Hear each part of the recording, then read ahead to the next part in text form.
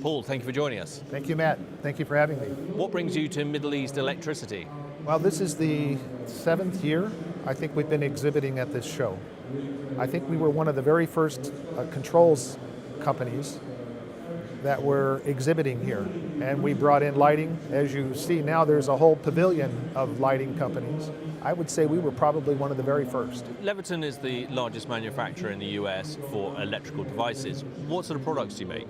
In particular, what we're showing at this show, lighting fixtures, this is something that we've begun to do more. Everybody's interested in energy conservation. Part of that is controlling lighting. We see that apart from the LED lighting revolution that everybody knows about, the thing that's happening these days is that the controls themselves are becoming integrated into the lighting fixture. The advantage of this is, number one, that you can have more individual control of the lights.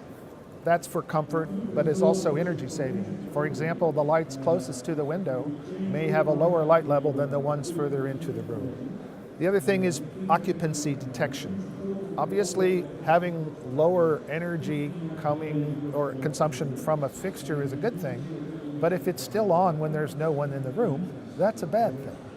So the idea of you need both a complement of efficient sources and devices that ensure that the least amount of power is being used in complement with the daylight that's available. Is that to help people meet the codes and regulations that are now coming into play? Yes, Matt, what we see is that the whole world is going to energy codes. Why? Well, they work. It's been proven, particularly in the US, there's something called California Title 24. It's the most stringent energy code that I know of in the world. I might say probably the demonstration of that success is the use of energy per capita in California has been flatlined for years. So in spite of all of the increased people, the growth of energy consumption per capita has not grown. So, okay, if we start turning off lights when people aren't there, if we start ensuring our sources are efficient. Another thing, for example, is when I come into the room, does the light really need to turn on automatically? Maybe not. Maybe there's enough daylight in the room and it doesn't need to turn on. So these kinds of things with energy codes, they've been proven. In fact, if you're probably familiar with LEED certification, you have to meet what's called ASHRAE 90.1, an energy code, in order to have a building that's considered a LEED certified building.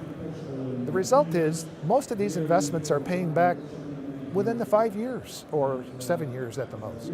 Are the codes different perhaps in the US as they are to the Middle East? That's a great question. And what we see is that the codes are following more or less what's been done in the US, and not just the US, in other parts of the world.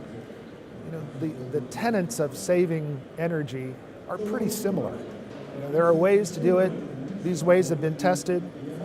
Perhaps they may not be implemented on the same scale that they're implemented in other countries. For example, one of the things that is part of the ASHRAE code I was speaking of is not only do the lights have to turn off, some of the plugs have to turn off. So if I have a light that's in the room that is not part of the overhead lights, the problem in the past was I leave the room, those lights turn off, those stay on.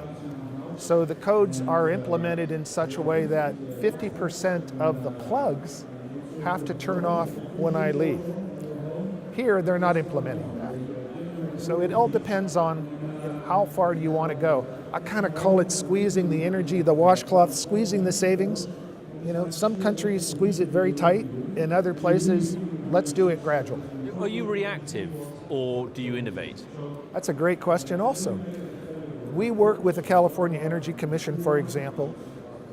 If they have an idea for a way to save energy, they come to the manufacturers and say, does this sound practical? Is this viable? At the same time, we may come up with our own schemes about employing control within the fixture itself or even into the lamp.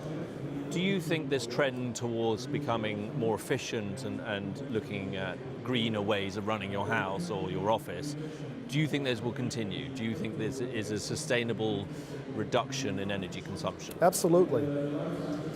The other thing I think that's really important is that the costs will continue to come down. One of the things that is an impediment sometimes is that owners may say, do I really get a return on investment here, particularly if my power cost was low? Well, in response to that, the manufacturers have been working hard to bring down the price of these controls. And yes, I think it will continue because the technology is there, and why not? Do people do this off their own back, or does it require code to drive this market? There's several things that drive that. It's another good question. There are some people who are very energy conscious.